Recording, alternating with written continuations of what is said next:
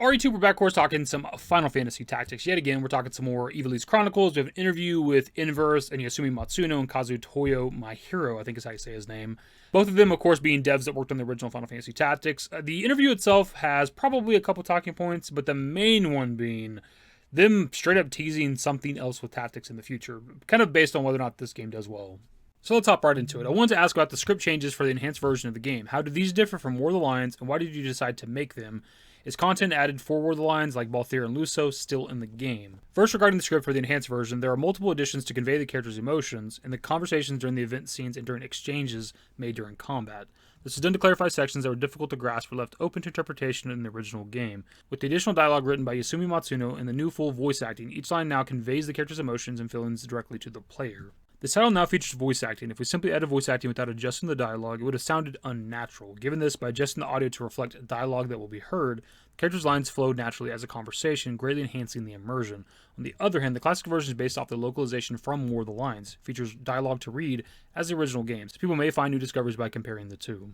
So this is probably the thing I'm most excited for when it comes to this Tactics Remaster, is having voiced dialogue, right? Like, I've played plenty of the RPGs from back in the day that are just text-based. You just have to read the shit. I've done it 1,000 times, right? So it's exciting to get that version of this. And you still have the classic version if you want to just go the route of having no voice acting. You can play that version of the game. Just, pretty much a visually enhanced version of the original Final Fantasy Tactics.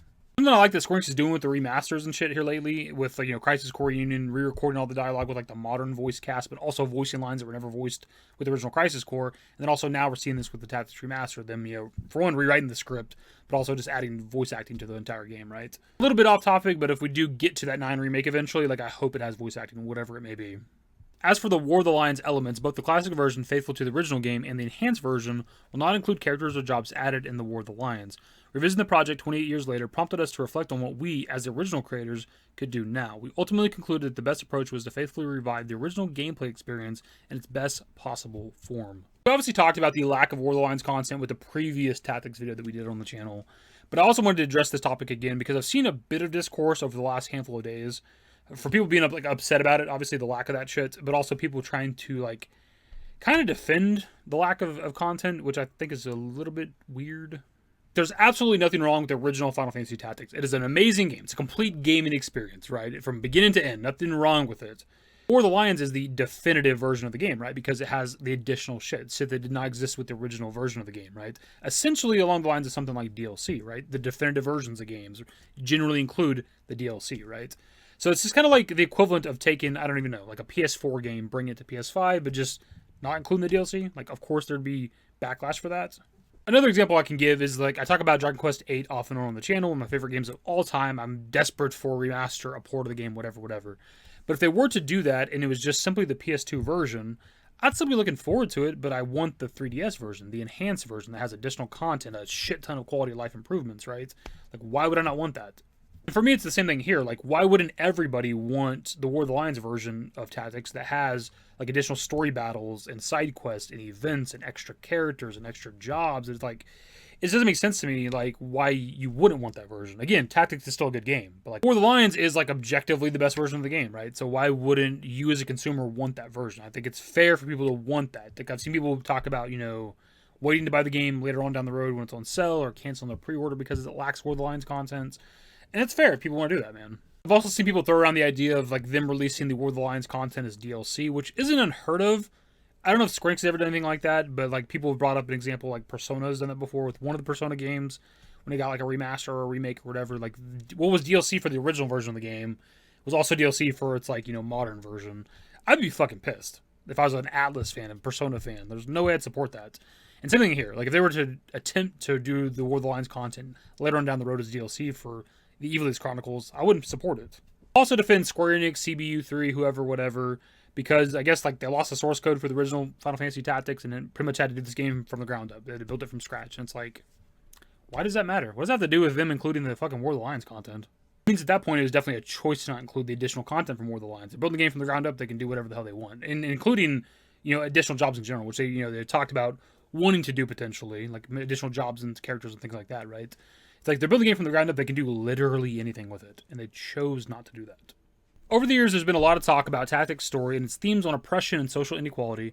How do you feel about the game's story looking back on it now? Why do you think this is an important story for audiences to experience again at this moment in time? At the time, between the 1980s to early 1990s, stories in games were mostly about good versus evil, where heroes defeat demon lords who threaten world peace. Since I was a student, I've always loved historical plays and tragedies, such as those written by Shakespeare. It was during that time that I felt that these techniques commonly employed in movies and novels could be brought into games, and I was convinced that this was a chance to expand the possibilities of storytelling in games. With games like Ogre Battle, The March of the Black Queen, and Tactics Ogre, I attempted to add my own spin to games that I felt had restrictive narrative styles by bringing in political drama and tragedies. However, I felt that this approach alone was insufficient to change the style of all games. It's at this point that I was given the opportunity to borrow the strength of the Final Fantasy name. The story told in Final Fantasy Tactics is simple. Ivalice, based in the Middle Ages, is a world where basic human rights do not exist. The protagonist Ramza was born as a member of the elite class during such a harsh time. Through battle, he begins to question the social system and breaks free from the conventional wisdom and conservative values, and eventually attains freedom.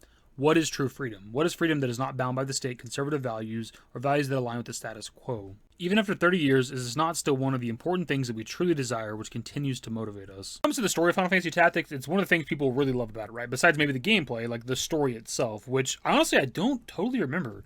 Like I've said before in the previous Tactics videos, like it's been a while since I played it, dude. It's since from beginning to end playing the story, it's probably been since War of the Lions came out. Really, in general, Final Fantasy Tactics is not a game that I've played from beginning to end that many times, anyways. So like, there's a lot of the story itself that I don't really remember, and the fact that they're obviously redoing the script and also adding voice acting, like it'll be pretty much a brand new experience for me. Kind of equivalent to like a blind playthrough in some ways. Tactics has one of the most robust job systems in the Final Fantasy series. Were there any jobs cut from the original game, and did you consider adding new jobs or changes for the Ivalice Chronicles? We did, of course, consider adding new jobs, abilities, and characters, including those from the War of the Lions. However, we felt that the job system in Final Fantasy Tactics was already a highly refined system at the time of its original release, and we wanted to honor the legacy of the original game. Given this, we decided to keep the jobs as they were in the original game, focusing on this refined gameplay experience. We're confident that we were able to make this version the best title to enjoy on modern consoles and hope you can experience it for yourselves as well when the game releases. In the classic version, the game balance also remains unchanged from the original game. Meanwhile, the enhanced version includes difficulty settings that can be adjusted at any time, allowing players to play the game in a way that best suits them.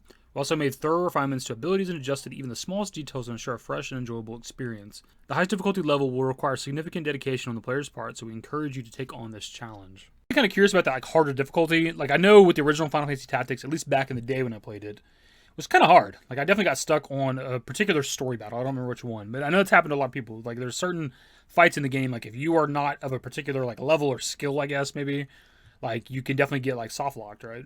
I'm also kind of curious with the new hard difficulty what the differences are. Like I'm not sure if they've explained that yet in some of the interviews. Like is it just the simple enemies do more damage, have more health sort of thing, or whatever, or you do less damage? Or is it like also like the AI is better? Because it's obviously it's tactical fighting, right? I wonder if the AI is just better in that version of the game or whatever. It's been a long time since we've seen a tactical game in the Final Fantasy series.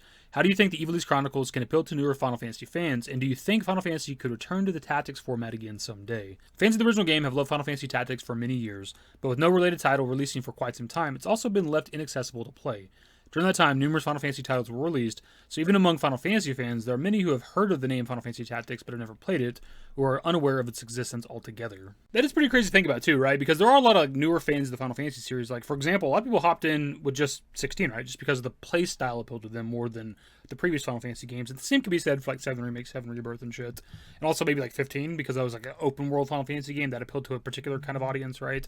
So there's definitely going to be a lot of people out there that have never even probably heard of Final Fantasy Tactics. But also, as he mentions, there hasn't been a game in the Tactics brand for Final Fantasy in a pretty long time.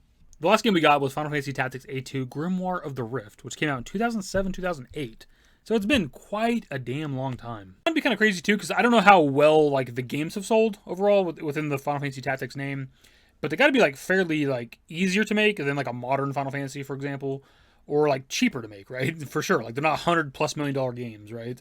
But more than likely they'd make their money back making another Tactics game, right? In terms of like the development of the game, the marketing, whatever. So it's kind of weird to me that they haven't dipped into that name again for almost 20 years now. And the game we're getting now, while I'm definitely excited for it, is just another version of the original Tactics.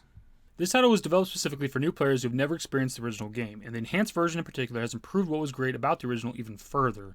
The revamped controls and UI, as well as added voiceovers that enhance the immersion into the story. Additionally, many new features have been added to make the game even more approachable with newer fans, including confirm unit turn order with the press of a button, scout the battlefield with a bird-eye view feature, speed up battles with the fast forward, autosave even in battle, adjust game difficulty to match your playstyle, and so much more. Because of this, we believe the countless strengths of the original game, such as the robust job system offering unmatched customization and character progression, the timeless story of epic fantasy that weave in political themes, convey a new side of Final Fantasy today more than ever. We couldn't be happier if this game reinvigorates that feeling within you that games are indeed fun to play.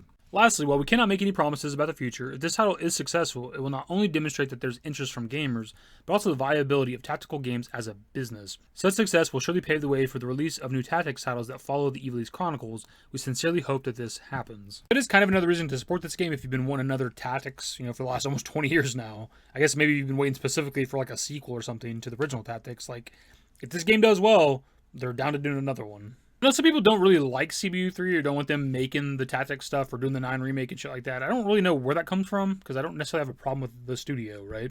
I've liked what I've played of 14. I really enjoyed 16. I don't think I've really experienced anything else from them, so I don't really know where the hate comes from. Maybe that's something people can let me know in the comments. But, I mean, as long as we're getting more tactics, and as long as you have, like, Matsuno attached to it and other devs from the original tactics, like, I'm down for them to make another game. That, of course, will be the video my dudes pass off to you guys. What are your thoughts on another Final Fantasy Tactics? What do you want from that? Do you want like a direct sequel to the first game, as in maybe you still follow Ram's story or something? Or do you just prefer like another entry in the series in general? Anyways, my dudes, that'll be the video. Subscribe to channel if you guys are new. Show some in the description below. Follow me on Twitter, @YT. That's it. Bye. Used to care what people thought, but now I care more, and nobody out here's got it figured out. So therefore, I've lost all hope of a happy ending, depending on whether or not it's worth it. So insecure, no one's perfect. We spend it with no shame. We blow that like Coltrane. We in here like Rogaine, or leave it like Cobain.